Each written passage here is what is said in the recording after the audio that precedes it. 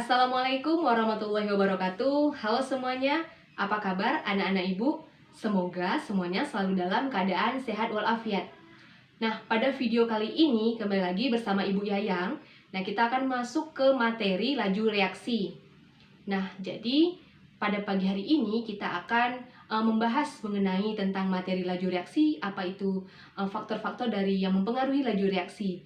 Nah, adapun tujuan pembelajaran kita pada hari ini yaitu yang pertama, siswa mampu menjelaskan pengertian dari laju reaksi. Kemudian yang kedua, yaitu siswa mampu menentukan rumus dari laju reaksi. Dan yang ketiga, siswa mampu menghubungkan grafik laju reaksi dengan satuan waktu dan jumlah molekul.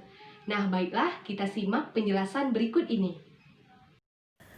Baiklah, kita akan membahas mengenai tentang pengertian dari laju reaksi.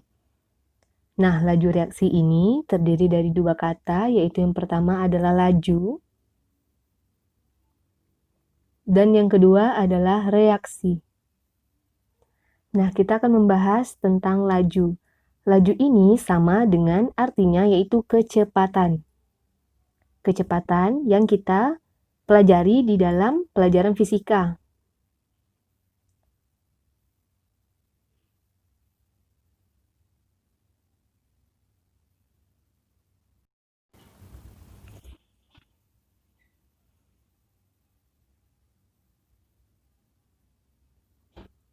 Nah, jadi kemudian selanjutnya yaitu reaksi. Nah, arti dari reaksi ini yaitu menyangkut. Nah, menyangkut perubahan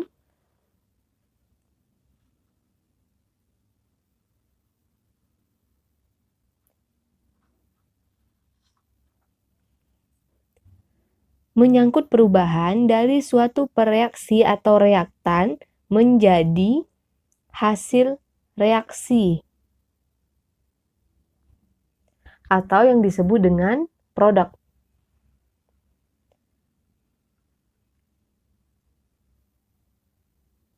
Nah, jadi seperti ini ya.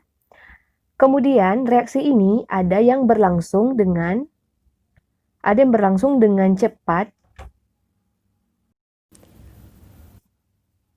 Nah, reaksi ini terbagi menjadi dua, yaitu ada yang berlangsung dengan cepat dan ada yang berlangsung dengan lambat. Nah, apa saja sih, Bu, contohnya yang berlangsung dengan cepat?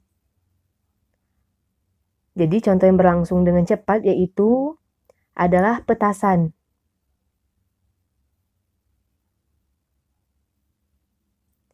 Dan pembakaran bensin. Nah, jadi petasan ini ketika dibakar, ia akan menghasilkan letupan dan menyisakan abu. Nah, jadi produknya itu bertambah. Nah, sedangkan reaksi yang lambat, yaitu adalah terjadinya perkaratan pada besi atau pelapukan fosil. Nah, ini reaksinya sangat lambat karena butuh berhari-hari atau bahkan berbulan-bulan.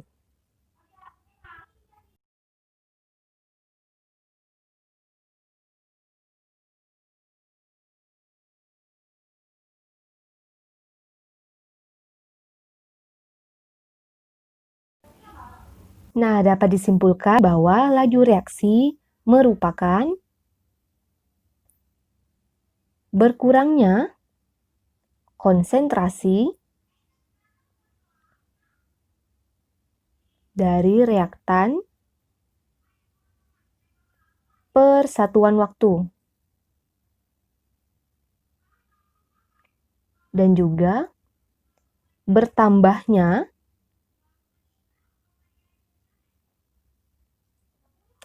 konsentrasi produk per tiap satuan waktu. Nah, bisa dipahami ya mengenai tentang pengertian laju reaksi. Nah, atau bisa kita buat delta R atau reaktan per delta T. Nah, ini tandanya minus atau kurang. Kemudian untuk bertambahnya itu kita buat tandanya plus delta P per delta T. Nah, sampai di sini paham ya? Nah, langsung saja kita masuk ke contoh. N2 ditambah dengan H2 menjadi NH3. Nah, di sini kita setarakan dulu koefisiennya. Nah, N2 dan 3H2 ini adalah merupakan reaktan atau pereaksi. Dan 2NH3 ini merupakan produk atau hasil reaksi. Nah, bagaimana untuk mencari laju reaksi dari N2? Nah, karena N2 ini adalah reaktan, maka dia akan berkurang. Jadi, tandanya minus. Min delta konsentrasi N2 dibagi per delta T atau perubahan tiap waktu. Nah, untuk mencari laju reaksi dari H2 sama dengan min delta konsentrasi H2 dibagi delta T. Nah, untuk mencari laju reaksi dari NH3, nah karena dia di sini adalah produk, maka tandanya adalah plus. Jadi plus delta konsentrasi dari NH3 dibagi per delta T atau tiap perubahan waktu.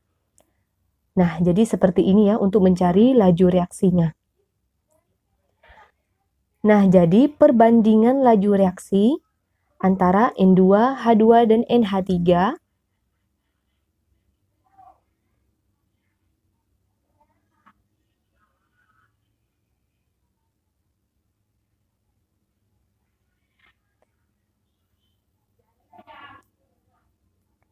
nah, yaitu 1 dibanding 3 dibanding 2.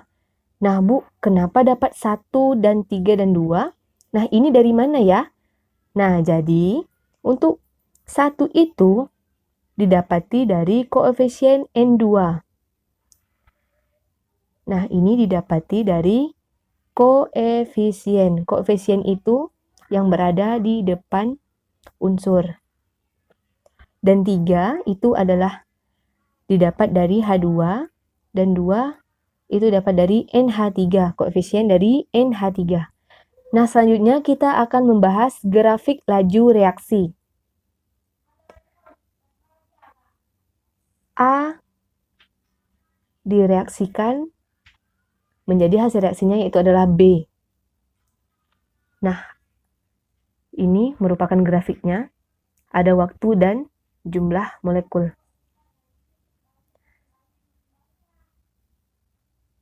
Nah, jadi grafiknya seperti ini.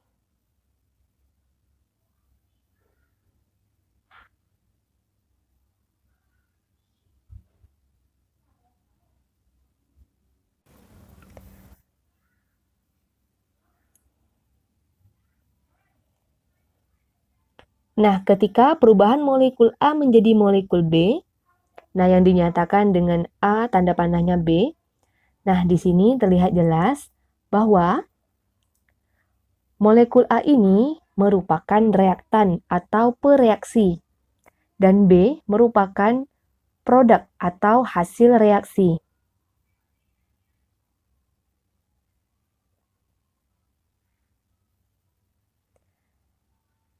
Nah, bisa dilihat di sini jumlah molekul A atau molekul pereaksi ketika awal untuk waktu yang sangat singkat itu jumlahnya sangat banyak. Nah, ketika waktu yang berlangsung sangat lama, ketika sampai waktu di 50 detik, maka molekul A atau pereaksi ini memiliki jumlah molekul yang sangat sedikit. Kemudian juga molekul B atau produk. Nah, ketika waktu yang dibutuhkan sangat lama, maka produk ini akan bertambah. Jadi jumlah molekulnya akan bertambah tiap satuan waktu. Nah, bisa kita cari dengan rumus laju reaksi dari reaktan itu sama dengan min delta konsentrasi dari A dibagi per delta T. Dan Untuk laju reaksi dari produk, yaitu tandanya adalah plus delta B atau produk yang tadi dibagi dengan delta T. Nah, sudah paham ya? Selanjutnya, kita akan membahas faktor-faktor yang mempengaruhi laju reaksi. Nah, yaitu yang pertama ada luas permukaan, yang kedua konsentrasi, yang ketiga suhu, dan yang keempat katalis. Nah, kita akan membahas satu persatu, yaitu yang pertama luas permukaan.